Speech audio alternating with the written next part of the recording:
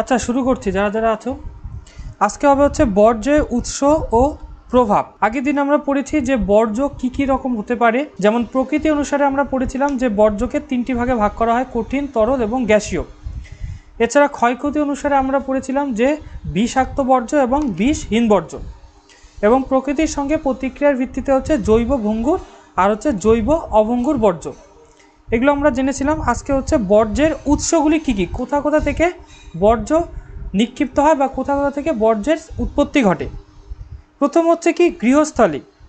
আমাদের দৈনন্দিন জীবনযাপনে বাড়িঘর থেকে যেসব ব্যবহার অযোগ্য বর্জ্যদ্রব্য উৎপন্ন হয় তাদের গৃহস্থালী বর্জ্য বলে। অর্থাৎ আমাদের বাড়ি থেকে যে সমস্ত বর্জ্যগুলো বের হয় তাদেরকে গৃহস্থালী বর্জ্য বলা হয়। এগুলি নানা ধরনের, যেমন মূলত জৈব ভঙ্গুর, কঠিন, তরল ও গ্যাসীয় প্রকৃতির হয়। অর্থাৎ এগুলো হচ্ছে জৈব ভঙ্গুর প্রকৃতির, অর্থাৎ বেশিরভাগ গৃহস্থালীন বর্জ্যগুলো যেগুলো মাটিতে মিশে যায়। এবং কঠিন, তরল ও গ্যাসীয় 3 রকমে এটা হতে পারে। কম্পোস্ট সার ও বায়োগ্যাস তৈরি করা যায়। কম্পোস্ট সার বলতে জৈব সার তৈরি করা যায় এবং বায়োগ্যাস এখান থেকে তৈরি করা যেতে পারে। উদাহরণ কি, যেমন বাড়ি থেকে খাদ্য উপকরণ থেকে কী কী ধরনের বর্জ্য বের হয়, যেমন শাকসবজি ও ফলমূলের খোসা ও অবশিষ্টাংশ, মাছ ও মাংসের উচ্ছিষ্ট অংশ, এগুলো সবই হচ্ছে গৃহস্থালীন খাদ্য উপকরণজাত বর্জ্য। কাগজ খণ্ড বলতে যেন পুরনো ও ছেঁড়া বই, খাতা, খবর কাগজ, ঠোঙা, এগুলো সবই হচ্ছে কাগজ খণ্ড জাতীয় গৃহস্থালীন বর্জ্য। প্লাস্টিকজাত দ্রব্যাদি বলতে ছেঁড়া ও ভাঙা প্লাস্টিকের ব্যাগ, মগ, বোতল, বালতি, পলিথিন প্যাকেট, এগুলো হচ্ছে বর্জ্য। কাঁচ জাতীয় দ্রব্য বলতে ভাঙা ও পরিত্যক্ত কাচের শিশি বা কোনো খেলনা। কাঠের দ্রব্যাদি বলতে কী কী, যেমন পরিত্যক্ত কার্ডবোর্ড, প্যাকিং বাক্স, এগুলো সবই হচ্ছে গৃহস্থালীন থেকে প্রাপ্ত বর্জ্য। এছাড়া ধাতব দ্রব্যের মধ্যে রয়েছে টিন, লোহাজাত নানা পুরনো ও বাতিল পাত্র। নির্মাণ সামগ্রীর মধ্যে গৃহ নির্মাণকালে কোনো ঘর তৈরি করার সময় যদি কোনো বাড়ির কোনো ভাঙা ইট, কাকড়, লোহার টুকরো থাকে, এগুলো সবই হচ্ছে গৃহস্থালীন বর্জ্য। আর নোংরা তরলজাত বলতে বাথরুমের সাবান, শ্যাম্পুর জল, রান্নাঘরের নোংরা জল, মানুষ, গবাদি পশুর মলমূত্র, এগুলো গৃহস্থালীন বর্জ্য। তাহলে গৃহস্থালীন বর্জ্যগুলোকে আমরা এরকম কতগুলো ভাগে ভাগ করে আমরা বলতে পারি। যেমন পরীক্ষার সময় তোমাদের বলে দিল যে বর্জ্য হিসেবে গৃহস্থালীন বা বাড়ি থেকে আমরা কী কী বর্জ্যগুলো পাই সেগুলো বিস্তারিত আলোচনা করো। তখন তোমাদের এগুলো সবগুলো লিখতে হবে। এবার শিল্প থেকে প্রাপ্ত বর্জ্যগুলো কি, যে শহরাঞ্চলের কলকারখানায় শিল্পপণ্য উৎপাদনকালে যেসব ব্যবহার অনুপযোগী বর্জ্যদ্রব্য উৎপন্ন হয় তাদের শিল্প বর্জ্য বলে। এগুলি মূলত বিষাক্ত, জৈব, অভঙ্গুর, কঠিন, তরল ও গ্যাসীয় প্রকৃতির হয়। অর্থাৎ এগুলো বিষাক্ত প্রকৃতির হয়, কারণ শিল্পতে কোনো কিছু উৎপাদনের পরে যেগুলো নিক্ষিপ্ত করে সেগুলো হচ্ছে বিষাক্ত প্রকৃতির, এবং এগুলো বাইরে বেরিয়ে এসে জল, মাটি, বায়ু সমস্ত কিছুকেই দূষিত করে। অ্যাসিড বৃষ্টি ও বিশ্ব উষ্ণায়ন ঘটিয়ে থাকে। অর্থাৎ যে সমস্ত শিল্পাঞ্চলগুলো রয়েছে সেই সমস্ত জায়গায় দেখা যায় যে বিষাক্ত বর্জ্য, বায়বীয় যে সমস্ত বর্জ্য, সেগুলো বায়ুমণ্ডলে মিশে গিয়ে বায়ুমণ্ডলে নাইট্রোজেন সালফাইড বা বিভিন্ন ক্ষতিকারক গ্যাসের পরিমাণ এবং বিভিন্নভাবে অ্যাসিড বৃষ্টি ঘটাতে সাহায্য করে। শিল্প উৎপাদনের প্রকৃতি অনুসারে বর্জ্যের চরিত্র বদলে যায়। অর্থাৎ যেখানে যে ধরনের শিল্প রয়েছে সেই সমস্ত জায়গায় সেই শিল্পের উপর ভিত্তি করে বিভিন্ন বর্জ্যের উৎপত্তি ঘটে। তবে অধিকাংশ ক্ষেত্রে ভারী ধাতু, রাসায়নিক দ্রব্য, গ্রিনহাউস গ্যাস, এরোসল, নোংরাজাত যে সমস্ত নোংরা জল নির্গত হয়, এই সমস্ত জিনিসগুলো শিল্প থেকে সাধারণত হয়। এবার বিভিন্ন ধরনের শিল্প থেকে বিভিন্ন ধরনের বর্জ্য বের হয়। যেমন তেল শোধন ও পেট্রোরসায়ন শিল্প থেকে কি, হাইড্রোকার্বন, ফেনল, চর্বি, জ্বালানি তেল, নোংরা জল, NO2, CO2, SO2, CO2 gas, CO gas, এগুলো সবই হচ্ছে তেল শোধন ও পেট্রোরসায়ন শিল্প থেকে নির্গত হয়। রাসায়নিক শিল্প থেকে sulphur, phosphorus, acid, greenhouse gas নির্গত হয়। ধাতু নিষ্কাশন শিল্প থেকে ছাই, গরম জল, লোহা, তামা, সীসা, এগুলো। সিমেন্ট, অ্যাসবেস্টস শিল্প থেকে সূক্ষ্ম ভাসমান কঠিন কণা। খাদ্য প্রক্রিয়াকরণ শিল্প থেকে হচ্ছে উদ্ভিদ ও প্রাণীর দ্রব্যের অবশিষ্টাংশ, নোংরা জল, খাদ্য তৈরি করার পর যে উচ্ছিষ্ট যেগুলো বেরোচ্ছে উদ্ভিদ ও প্রাণী থেকে, সেগুলোকে যখন বাইরে বের করে দেওয়া হয় সেগুলো বর্জ্য হিসেবে বিভিন্ন পরিবেশের ক্ষতি করে থাকে। কৃষিভিত্তিক শিল্পের মধ্যে সেলুলোজ, কাগজের অবশিষ্টাংশ, ব্লিচিং পাউডার, আখের ছিবড়া যেটাকে ব্যাগাসি বলা হয়, এটা পরে শর্ট প্রশ্নে পড়বে যে ব্যাগাসি বলতে হচ্ছে আখের ছিবড়োগুলোকে ব্যাগাসি বলা হয়, এবং এটা পরবর্তীতে জ্বালানি হিসেবে ব্যবহার করা হয়। বৈদ্যুতিন শিল্প হচ্ছে ইলেকট্রনিক্স, বর্জ্য বা ই বর্জ্য, যেটাকে ই ওয়াস্ট বলা হয়। ই ওয়াস্ট বলতে যে সমস্ত ইলেকট্রনিক গ্যাজেটস রয়েছে সেগুলো যখন নষ্ট হয়ে যায়, কোনো ধরো মোবাইল, কম্পিউটার, ল্যাপটপ এগুলো যখন নষ্ট হয়ে যায় তখন কি সেগুলো আমরা বাইরে ফেলে দিই, এবং এগুলোর মধ্যে বিভিন্ন ধরনের ম্যাটেরিয়াল যেগুলো রয়েছে সেগুলো কি হয়, সেগুলো প্রচুর পরিমাণে বায়ু দূষণ, মৃত্তিকা দূষণ ঘটিয়ে থাকে, এগুলোকে ই ওয়াস্ট বলা হয়। কম্পিউটার, সিডি, সেলফোন, টিভি এগুলো হচ্ছে বৈদ্যুতিন শিল্পের বিভিন্ন বর্জ্য। বিদ্যুৎ শিল্পের মধ্যে ছাই, ফ্লাই অ্যাশ, গরম জল, তেজস্ক্রিয় পদার্থ এগুলো সবই হচ্ছে বিভিন্ন ধরনের শিল্পজাত বর্জ্য। কৃষিকাজ হচ্ছে কি গ্রামাঞ্চলে চাষবাস ও পশুপালন থেকে যেসব ব্যবহার অযোগ্য দ্রব্য উৎপন্ন হয় তাদের কৃষিজ বর্জ্য বলে। অর্থাৎ কৃষিকাজ করার সময় কৃষি থেকেও অনেক ধরনের বর্জ্য বের হয়। এগুলি মূলত জৈব ভঙ্গুর, অর্থাৎ এগুলো সহজেই পচে যায়। আগের দিন জৈব ভঙ্গুর অভঙ্গুর পড়েছ। মাটির উর্বরতা বজায় রাখে, জলের ইউট্রিফিকেশন ও মাটি দূষণ করে, অর্থাৎ পরিপোষক দূষণ, যেটার ফলে কী হয় বিভিন্ন জলে অবস্থিত মাছ, জীবজন্তু বা পোকামাকড় সেগুলো নষ্ট হয়ে যায় বা ধ্বংস হয়ে যায়, মরে যায়। উদাহরণ হচ্ছে কি যেমন ফসলের অবশিষ্টাংশ, শস্যের মূল, কাণ্ড, ফুল ও ফলের শুকনো অংশ এগুলো বর্জ্য হিসেবে অবস্থান করে। পশুর মলমূত্র, পুরানো ও পচন যেগুলো রয়েছে যেমন মিথেন, ছাই এগুলো থেকেও। সার ও কীটনাশকের মধ্যে নাইট্রেট, ফসফেট, সালফেট জাতীয় সার, ক্লোরিনেটেড হাইড্রোকার্বন জাতীয় কীটনাশক, ধোঁয়া এগুলো সবই হচ্ছে কৃষিজাত বর্জ্য। এরপর হলো পৌরসভা। শহর, নগরাঞ্চলে বাড়িঘর, হাউজিং কমপ্লেক্স, বাণিজ্যিক কেন্দ্র ও খাটাল থেকে যেসব ব্যবহারযোগ্য বর্জ্য দ্রব্য উৎপন্ন হয় তাদের পৌর বর্জ্য বলে। এগুলি কঠিন, তরল, গ্যাসীয় সব ধরনের হতে পারে। যেমন গৃহস্থালীন বলতে যাবতীয় পরিত্যক্ত বর্জ্য। খাটাল বলতে হচ্ছে বিভিন্ন পশু রাখার আবাসস্থল, ঠিক আছে, যেমন গরু, মহিষ যেখানে থাকে সেই সমস্ত জায়গা থেকে। গৃহ নির্মাণের উপকরণের থেকেও, যেমন ভাঙা ইট, কাকর, লোহা এগুলোও বর্জ্য। ব্যবসা প্রতিষ্ঠানের মধ্যে হোটেল, রেস্টুরেন্ট, দোকান, বাজার, অনুষ্ঠান, বাড়ি থেকে উৎপন্ন শাকসবজি, ফলের অবশিষ্টাংশ, উচ্ছিষ্ট খাদ্য, কাঁচ, পলিথিন, প্লাস্টিক এগুলো সবই হচ্ছে বর্জ্য, ব্যবসা প্রতিষ্ঠানজাত বর্জ্য। নর্দমা হচ্ছে নোংরা জলসহ সমস্ত জৈব অজৈব বর্জ্য। আর স্বাস্থ্যকেন্দ্র বলতে হাসপাতাল, নার্সিংহোমের চিকিৎসা সংক্রান্ত সব অসংক্রামক বর্জ্য, যে সিরিঞ্জ বা তুলো বিভিন্ন ধরনের যে সমস্ত হাসপাতাল থেকে যে সমস্ত বর্জ্য বেরোচ্ছে সেগুলোকে স্বাস্থ্যকেন্দ্রজাত বর্জ্য বলা হয়, এবং পৌরসভা থেকে এগুলো সাধারণত পাওয়া যায়।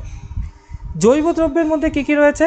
বাজার, হাট, গৃহস্থালী, কৃষিক্ষেত্র, শিল্প থেকে যেসব বর্জ্য দ্রব্য উদ্ভিদ ও প্রাণীজাত তাদের জৈব বর্জ্য বলে। এই বর্জ্য দ্রুত পচনশীল, অর্থাৎ এগুলো সহজেই মাটির সঙ্গে মিশে যেতে পারে, মাটির উর্বরতা বাড়িয়ে থাকে। প্রাকৃতিক বিপর্যয়ে মৃত দেহাবশেষ থেকে প্রচুর জৈব বর্জ্য উৎপন্ন হয়। উদাহরণ হচ্ছে হাটবাজারের জৈব বর্জ্য, যেমন শুকনো, পচা ও ব্যবহার অযোগ্য শাকসবজি, অর্থাৎ বাজার হয়ে যাওয়ার পর কী হয় বিভিন্ন যেগুলো বাসরা যে টাইপের যে সমস্ত শাকসবজি সেগুলো ফেলে রাখে, তার ফলে সেগুলো পরবর্তীকালে বর্জ্যের সৃষ্টি করে। এছাড়া গৃহস্থালীন জৈব বর্জ্য বললাম, কৃষিজ জৈব, ফলের অবশিষ্টাংশ এগুলো, দড়ি, পশুর মলমূত্র, শিল্প থেকে সেলুলোজ, কাগজের অবশিষ্টাংশ, আগের ছিদ্র এগুলো। স্বাস্থ্যকেন্দ্র থেকে যেমন পৌরসভা, ওখানে স্বাস্থ্যকেন্দ্র থেকে বলা হলো। আবার এছাড়াও যে সংক্রামক, এর মধ্যে আবার কতগুলো ভাগ আছে, যে দুটো ভাগে ভাগ করতে পারি, একটা হচ্ছে সংক্রামক আর একটা হচ্ছে অসংক্রামক। স্বাস্থ্যকেন্দ্র থেকে প্রাপ্ত সংক্রামক বর্জ্যগুলোর মধ্যে কী কী? যেমন চিকিৎসা ক্ষেত্রে যেসব বর্জ্য নানা জীবাণু বহন করে বিভিন্ন রোগ সংক্রমণ ঘটায় তাদেরকে সংক্রামক বর্জ্য বলে। নিচে দেখো কতগুলো ইম্পর্টেন্ট আছে, এগুলো পরে জানবো। যে বর্জ্য পুড়িয়ে ফেলার যন্ত্রকে বলা হয় ইনসিনারেটর। এক ধরনের যন্ত্র আবিষ্কার হয়েছে যেখানে বর্জ্যগুলো ঢেলে দিলে তোমার যে বর্জ্যের যে গাড়িগুলো আছে সেরকমই, কিন্তু সেখানে যন্ত্র লাগানো আছে যে যেখানে যদি তুমি বর্জ্যগুলো ঢেলে দাও সেগুলো ওখানে মেশিনাইজ হয়ে সেখানে কী হবে, সেখান থেকে তোমার সার হিসেবে বর্জ্য জৈব যেগুলো রয়েছে সেগুলো আলাদা হবে, আর অজৈব যেগুলো বাতিল, রিজেক্টেড সেগুলো আলাদা হয়ে যাবে। এটা পরে আমি দেখাবো নি ভিডিও একটা। পাইরোলিসিস হচ্ছে কঠিন বর্জ্যের অক্সিজেনহীন দহনকে পাইরোলিসিস প্রক্রিয়া বলে। এগুলো হচ্ছে বিভিন্ন প্রক্রিয়া। ইনসিনারেটর, পাইরোলিসিস এগুলো হচ্ছে ইনসিনারেটর যন্ত্র একটা, পাইরোলিসিস হচ্ছে প্রক্রিয়া যার মাধ্যমে অক্সিজেন, যেমন আমরা কি কোনো কিছু পোড়াতে গেলে অক্সিজেন দরকার হয়, অক্সিজেন ছাড়া কোনো কিছু জ্বলে না বা দহন হয় না, কিন্তু এখানে অক্সিজেন ছাড়া কী করা হয়, দহন ঘটানো হয় যাতে বায়ু দূষণ কম ঘটে। আর বিশ্ব পরিবেশ দূষণ বা দিবস হচ্ছে 5ই জুন, বিশ্ব পরিবেশ দিবস, এটা তো জানোই। এবার চিকিৎসা বর্জ্যের 10% হচ্ছে সংক্রামক বর্জ্য, অর্থাৎ যে পরিমাণ চিকিৎসা বর্জ্য নির্গত হয় তার 10% হচ্ছে সংক্রামক আর 90% হচ্ছে অসংক্রামক। সংক্রামক বলতে কী কী, যেমন ইনজেকশন, সিরিঞ্জ, ব্লেড, কাঁচি, ছুরি, কাচের শিশি, প্লাস্টার, লাইনিং, ড্রেসিং কাপ, রক্তমাখা ব্যান্ডেজ, তুলো, এক্স রে, সিটি স্ক্যান, এগুলো থেকে কী হয়, সংক্রামক বা বিভিন্ন রোগ ব্যাধি ছড়িয়ে যায়। তরল সংক্রামক বলতে পরিত্যক্ত রক্ত, সংক্রামক তরল ওষুধ, এগুলো হচ্ছে তরল সংক্রামক। অসংক্রামক বর্জ্যের মধ্যে কি, চিকিৎসা ক্ষেত্রে যেসব বর্জ্য জীবাণু বহন করে না এবং রোগ সংক্রমণ ঘটায় না তাদেরকে অসংক্রামক বর্জ্য বলে। যেমন রাসায়নিক বর্জ্য বলতে অ্যাসিড, ফরমালিন, স্পিরিট, ক্লোরোফর্ম, এগুলো। সাইটক্সিক বর্জ্যের মধ্যে ওষুধের অবশিষ্টাংশ, ওষুধের ফয়েল, উপরের কভার। মাইক্রোবায়োলজি বা বায়োটেকনোলজি বর্জ্য পদার্থসমূহ। এছাড়া তেজস্ক্রিয় বর্জ্য হচ্ছে পরিত্যক্ত এমআরআই, সিটি স্ক্যান যন্ত্র ও যন্ত্রাংশ। অন্যান্যের মধ্যে রয়েছে প্লাস্টিক, রান্নাঘরের আবর্জনা, অতিরিক্ত খাবার, অফিসের আবর্জনা, ভাঙা কাঁচ, ওষুধ ও স্যালাইন বোতলের কাঁচ ভাঙা, এগুলো সবই হচ্ছে অন্যান্য বর্জ্য। তেজস্ক্রিয় বর্জ্য, এবার হলো তেজস্ক্রিয় কী কী বর্জ্য হতে পারে।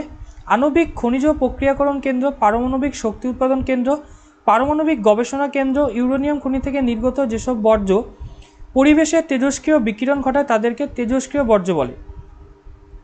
উদাহরণ কি, ট্রাইটিয়াম, স্ট্রনসিয়াম 90, এগুলো হচ্ছে বিভিন্ন তেজস্ক্রিয় পদার্থ যেগুলো পরিবেশে মিশে পরিবেশের দূষণ ঘটিয়ে থাকে বা পরিবেশের ক্ষতি করে। ইউরেনিয়াম, থোরিয়াম, এগুলো রয়েছে আরও। তাহলে এগুলো হচ্ছে বিভিন্ন ধরনের বর্জ্য। কী কী পেলাম বর্জ্য, যে গৃহস্থালীন বর্জ্য, শিল্পজাত বর্জ্য, কৃষিকাজজাত বর্জ্য, পৌরসভা, জৈব দ্রব্য, স্বাস্থ্যকেন্দ্র, তেজস্ক্রিয় বর্জ্য, এই সমস্ত ধরনের বর্জ্য হতে পারে। এবার হচ্ছে পরিবেশের উপর বর্জ্যের প্রভাব। এইবার এই বর্জ্যগুলো কিভাবে পরিবেশের ক্ষতি করে থাকে। বিভিন্ন উৎসের বিভিন্ন বর্জ্য প্রত্যক্ষ ও পরোক্ষভাবে পরিবেশের ক্ষতি করে। যেমন জল দূষণ ঘটায়, মাটি দূষণ ঘটায়, বায়ু দূষণ ঘটায়, প্লাস্টিক দূষণ, এইভাবে বিভিন্নভাবে বিভিন্ন দূষণ ঘটিয়ে থাকে। জল দূষণ, শহরের নর্দমা ও কলকারখানার নোংরা ও বিষাক্ত জল সরাসরি নদী, জলাভূমি ও সমুদ্রে মিশে যায়। উন্মুক্ত আবর্জনা স্তূপের জৈব দ্রব্যগুলি পচে গিয়ে ক্ষতিকারক রাসায়নিক পদার্থ উৎপন্ন হয়, যা বৃষ্টির জলে ধোয়া হয়ে সংলগ্ন নদী, নালা ও জলাশয়ে যুক্ত হয়। অর্থাৎ কি হয়, বিভিন্ন মাটির মধ্যে বিভিন্ন যে বিষাক্ত রয়েছে বা বিভিন্ন কলকারখানার যে বর্জ্য, সেগুলো বিভিন্নভাবে কি করা হয়, পাইপলাইনের মাধ্যমে নদীর সঙ্গে কানেক্ট করে রাখা হয় যাতে সেই বর্জ্যগুলো নদীর সঙ্গে মিশে যায়। বা অনেক সময় কেউ অন্য জায়গায় ফেলে দেওয়ার ফলে পরবর্তীকালে বৃষ্টির সময় বা পরবর্তীকালে সেগুলো ধুয়ে এসে অনেক সময় জলের সঙ্গে মিশে যায় এবং জল থেকে এক অঞ্চলের জল থেকে সেটা অন্য অঞ্চলের জলের সঙ্গেও মিশে গিয়ে বিভিন্নভাবে পরিবেশ দূষণ ঘটিয়ে থাকে। মাটি দূষণ কি, যে হাসপাতাল, গৃহস্থালী ও কারখানা থেকে নির্গত জৈব অভঙ্গুর বর্জ্যগুলি অবিয়োজিত অবস্থায় মাটিতে যুক্ত হয়। উন্মুক্ত আবর্জনা স্তূপে জৈব দ্রব্যগুলি বিয়োজিত হয়ে ক্ষতিকারক রাসায়নিক পদার্থ উৎপন্ন হয়, যা সরাসরি মাটিতে মিশে যায়।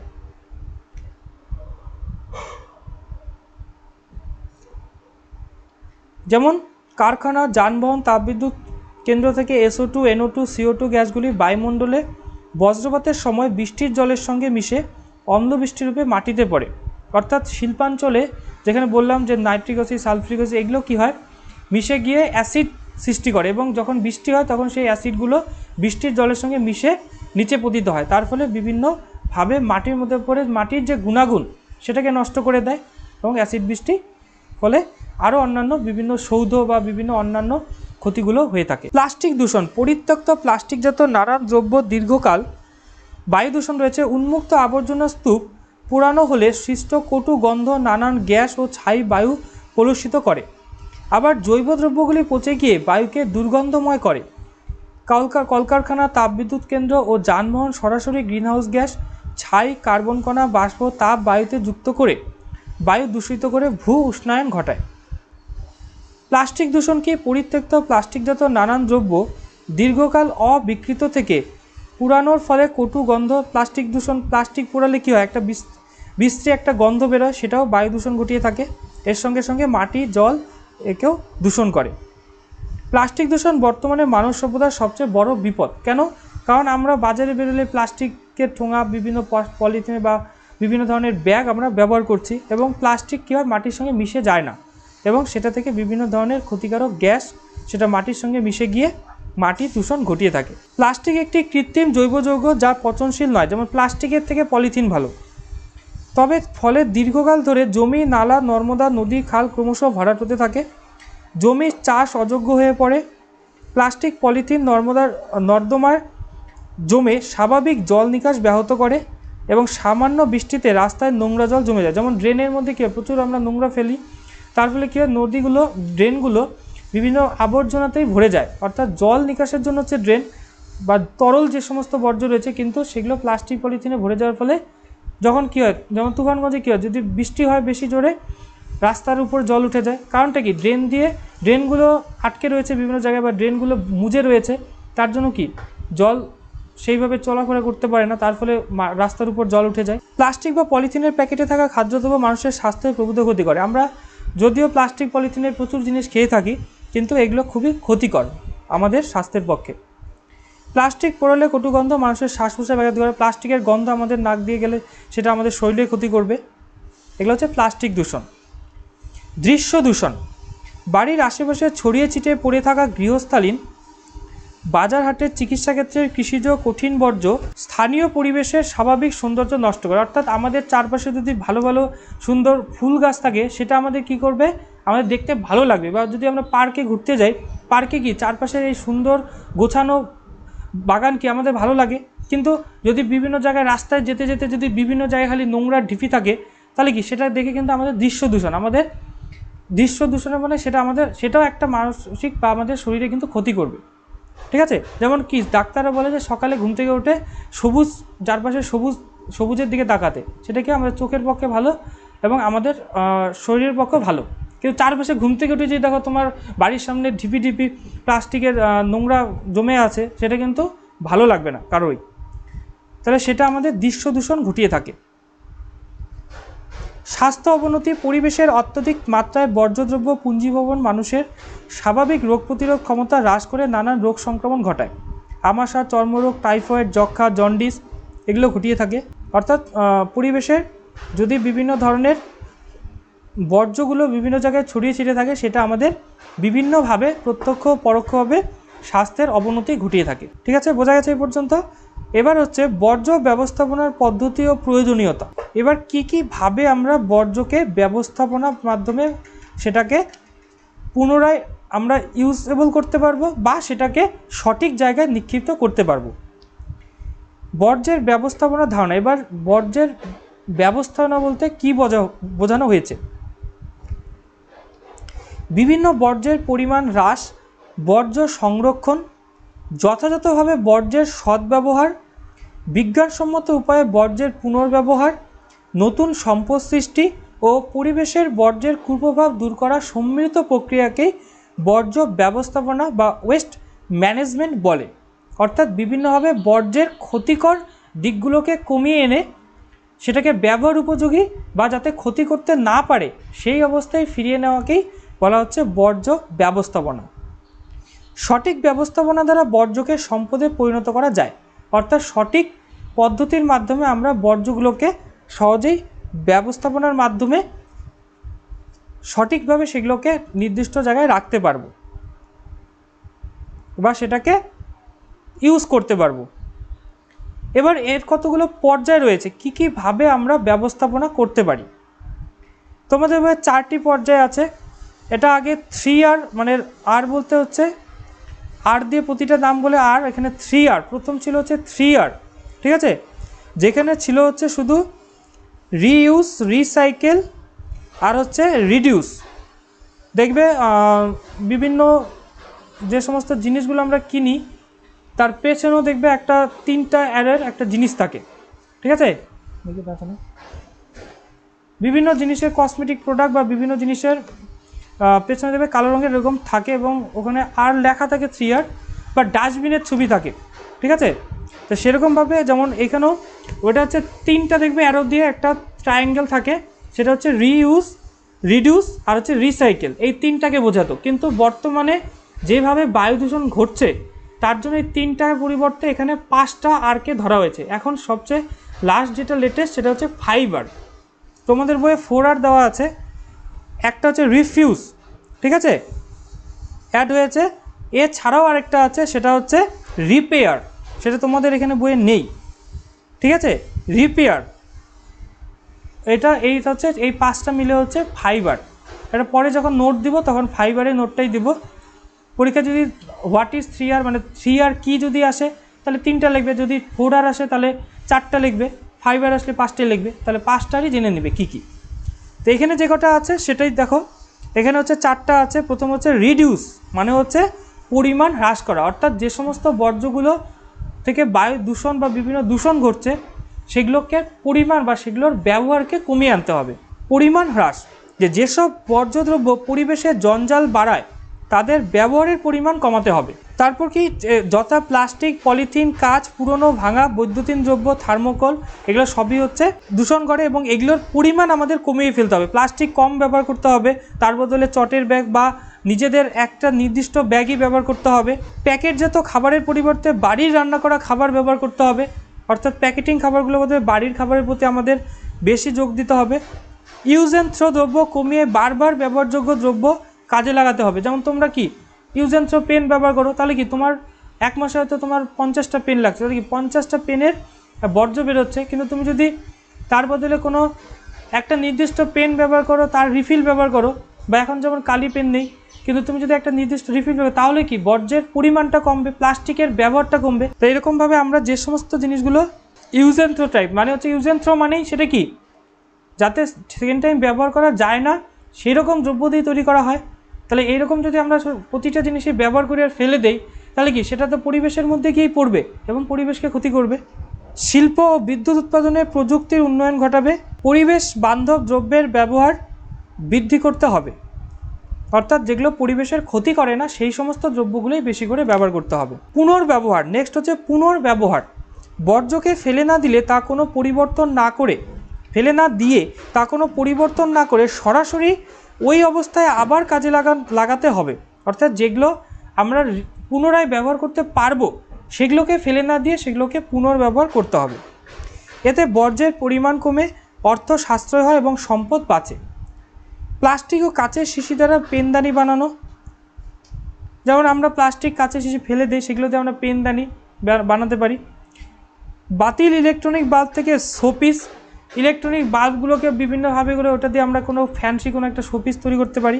পুরনো খবর কাগজ থেকে ঠোঙা বানানো, পুরনো খবর কাগজ ও বোর্ড থেকে খেলনা কুঁড়েঘর তৈরি।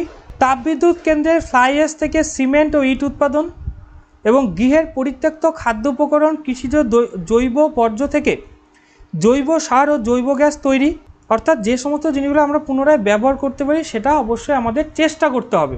নেক্সট হচ্ছে তাপবিদ্যুৎ কেন্দ্রের ফ্লাই অ্যাশ থেকে সিমেন্ট ও ইট উৎপাদন, গৃহের পরিত্যক্ত খাদ্য উপকরণ, কৃষিজ জৈব বর্জ্য থেকে জৈব সার ও জৈব গ্যাস তৈরি। এগুলো পুরনো কাপড় ও বই দান করা, অর্থাৎ পুরনো কাপড় যেটা বাড়িতে পড়ে রয়েছে, যেটা বই আমি ব্যবহার করছি না, সেটা কি করতে আমি বাইরে দিয়ে দিতে পারি, কাউকে দিয়ে দিতে পারি যে ব্যবহার করতে পারবে। বাড়ির অনেক অকেজো জিনিসকে সারাই করে ব্যবহার করা, অর্থাৎ কিছু কিছু জিনিস আছে যেগুলো হয়তো কিছুটা ঠিক করলে সেটা ব্যবহার করতে পারবো, কিন্তু হয়তো আমাদের টাকা আছে কী করছি সেটাকে না ব্যবহার করে আবার বাজার থেকে নতুন একটা জিনিস কিনে নিয়ে আসছি, তারপরে কি সেটা পড়েই রয়েছে। তাহলে পুনর্ব্যবহার আমাদের করতে হবে। নেক্সট হচ্ছে পুনর্নবীকরণ। কঠিন বর্জ্যকে ফেলে না দিয়ে তার সামান্য পরিশোধন ও বিক্রিয়া ঘটিয়ে আবার ব্যবহারযোগ্য একই নতুন দ্রব্যাদি তৈরি করতে হবে। যে দেশ যত উন্নত দেশ তারা বর্জ্য উৎপাদনে ও তা থেকে নতুন দ্রব্য তৈরিতে অগ্রগণ্য, অর্থাৎ উন্নত দেশগুলো কি করে, তারা সবাই কিন্তু কি করে, যেগুলো ফেলে দেওয়া জিনিস সেগুলোকে সবাই কিন্তু আবার পুনর্নবীকরণ করে, সেটাকে আবার রিইউজ করে। যেমন আমরা বাজার থেকে যদি মনে করো কোল্ড ড্রিঙ্কসের কাচের যে জারগুলো খাই সেগুলো কিন্তু সেটা কি বাজারে মানে যেটা খাওয়ার পরে কি আমরা আবার দোকানটা দিয়ে আসি, সেগুলো কি আবার কিন্তু সেটাকে পরিষ্কার করে সেটাই একটাই হয়তো 10 বার 15 বার ব্যবহার হচ্ছে, ভাঙা না পর্যন্ত সেটা কিন্তু বারবার ব্যবহার হয়। সেরকমভাবে মনে করো ওয়াটার বোতল যেগুলো আছে, জলের বোতল, সেগুলোকেও রিউজ করা যেতে পারে। যদি আমরা সেটাকে মুখ না লাগিয়ে খাই সেটাকে আবার কোম্পানিতে রিটার্ন দিয়ে সেটাকে আবার পিউরিফাই করে সেটা আবার ব্যবহার করা যেতে পারে। তাহলে কি সেই প্লাস্টিকের যে বোতলগুলো সেটা মিস ইউজ হলো না। তাহলে সেইভাবে পুনর্নবীকরণের মাধ্যমে বিভিন্ন উন্নত দেশগুলো তারা করে যাচ্ছে, কিন্তু অনুন্নত দেশ তারা এখনও সেই বিষয়ে সজাগ নয়। এরা কঠিন বর্জ্যের 50% অন্যান্য শিল্পের কাঁচামাল রূপে ব্যবহার করে পুনরাবর্তন ঘটে, অর্থাৎ কোনো একটা জিনিস বানাতে যদি 10 টাকা লাগে, এবার সেটাকে যদি রিউজ করি হয়তো 5 টাকা লাগবে, কিন্তু আমি যদি নতুন করে আবার তৈরি করি তাহলে আবার 10 টাকা লাগছে। অর্থাৎ আমি 50% টাকা দিয়ে আবার সেই একই জিনিসগুলোকে আবার বাজারে ব্যবহারযত করতে পারছি। এটা হচ্ছে উন্নত দেশগুলো এই টেকনিকটাকে কাজে লাগায়। ভারতে বর্জ্য প্লাস্টিকের 80% পুনরায় আবর্তিত, ভারতেও 80% পুনরায় আবর্তিত করা হয় প্লাস্টিকের যে সমস্ত বর্জ্য। নেক্সট হচ্ছে র্যাক পিকার গন প্লাস্টিক, পলিথিন, ধাতব টুকরো, কাঁচ, কাগজ সংগ্রহ করে এগুলি গলিয়ে আবার একই মানে নতুন দ্রব্য উৎপাদন করা হয়। অর্থাৎ যারা ভাঙাচুরা যারা নেয় আর কি, তারা কি প্লাস্টিকের বোতল, কাচের বোতল, বিভিন্ন বই খাতা এগুলো নেয় কিসের জন্য? এগুলো কি তারা বাড়িতে সাজিয়ে রাখে? নিশ্চয়ই না। তারা কি করে, তারা কোনো একটা নির্দিষ্ট তাদের হোলসেলার যে আছে তার কাছে দেয়। সে কি করে, সেগুলো কোম্পানিতে পাঠিয়ে দেয়। ধরো সে বিভিন্ন ধরনের কালেক্ট করলো ভাঙাচুরা, কাজগুলোকে একসাথে করে কাজ কোম্পানিতে পাঠিয়ে দেবে, প্লাস্টিকগুলো প্লাস্টিক কোম্পানিতে পাঠিয়ে দেবে, কাগজগুলো কাগজ কোম্পানিতে পাঠিয়ে দেবে। এইভাবে কী করবে, সেই কোম্পানিগুলো সেগুলোকে আবার পুনরায় সেটা থেকে আবার নতুন করে দ্রব্য তৈরি করবে। উচ্চ প্রযুক্তির সাহায্যে বাতিল ও ছাট লোহা থেকে ইস্পাত তৈরি। এবার প্রযুক্তির মাধ্যমে যেগুলো ছাট লোহা বা যেগুলো ব্যবহার হচ্ছে না, জং ধরে গেছে সেটাকে আবার গলিয়ে সেখান থেকে ছাট জিনিসগুলোকে বের করে দিয়ে সেটাকে আবার পুনরায় নতুন করে সেটাতে আবার নতুন করে কোনো একটা জিনিস তৈরি করতে পারি। নর্দমার জলকে শোধন করে সেচ কাজে ব্যবহার করতে পারি। নর্দমার যেগুলো জল, যেগুলো আমরা ব্যবহারের পানীয় উপযুক্ত, সেগুলোকে আমরা সেচের কাজে পরিশুদ্ধ করে ব্যবহার করতে পারি। নেক্সট হচ্ছে প্রত্যাখ্যান, পরিবেশকে দূষণমুক্ত সুস্থ রাখতে কিছু কিছু দ্রব্য সম্পূর্ণ বর্জন করে ব্যবহার বন্ধ করতে হবে। যেমন প্লাস্টিক, কাঁচ, থার্মোকল। যেমন থার্মোকলের প্লেট বা বাটি এগুলো কিন্তু সবচেয়ে বেশি ক্ষতিকর। গরম জিনিস থার্মোকলে মিশলে সেটা প্লাস্টিকের থেকেও বেশি ক্ষতিকর, সেটা বন্ধ করতে হবে।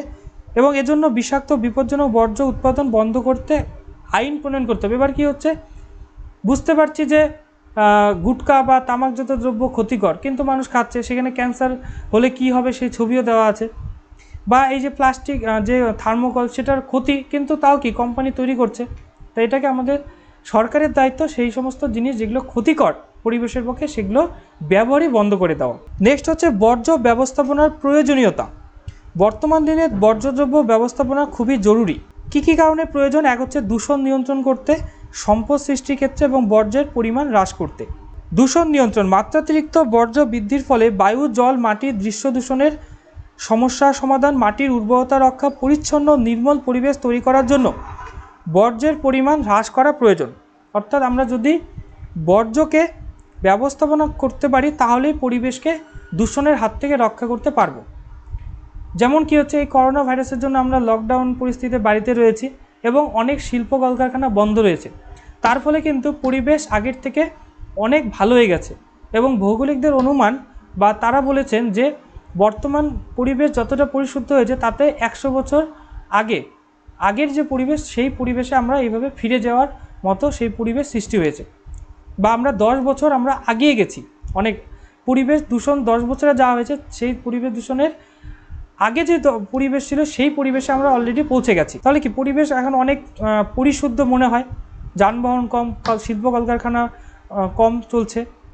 তাহলে সেরকমভাবে আমাদের নিয়ন্ত্রিতভাবে বিভিন্ন পরিবেশে বিভিন্ন কাজ করতে হবে যাতে দূষণ নিয়ন্ত্রণে রাখা যায়। সম্পদ সৃষ্টি, দূষক বর্জ্য পদার্থগুলোকে আবার ব্যবহার করে এবং পুনরাবর্তন করে জৈব সার, জৈব গ্যাস, সিমেন্ট, ইট, ঠোঙা, খেলনা, পেনদানি, নতুন প্লাস্টিক, কাগজ, এগুলো ধাতু, কাজ ইত্যাদি সম্পদ সৃষ্টি করতে বর্জ্য ব্যবস্থাপনা জরুরি। অর্থাৎ নতুন করে কোনো তৈরি করার ক্ষেত্রে বর্জ্যকে ব্যবস্থাপনা করা দরকার যাতে সেখান থেকে আমরা কোনোভাবে তৈরি করতে পারি নতুন জিনিস। এবং বর্জ্যের পরিমাণ হ্রাস, জনবিস্ফোরণ, ক্রমবর্ধমান শহরায়ন ও শিল্পায়ন আমাদের আশেপাশে কঠিন, তরল ও গ্যাসীয় বর্জ্যের পরিমাণ অতি দ্রুত বিপুল পরিমাণে বৃদ্ধি করছে। এই বর্জ্যের পরিমাণ কমাতে বর্জ্য ব্যবস্থাপনা প্রয়োজন। অর্থাৎ আমাদের বর্জ্যকে ব্যবস্থাপনা করতে হবে, তাহলেই পরিবেশকে আমরা সঠিক ও সুন্দরভাবে রাখতে পারবো এবং আমরাও পরিবেশে সুন্দরভাবে বেঁচে থাকতে পারবো।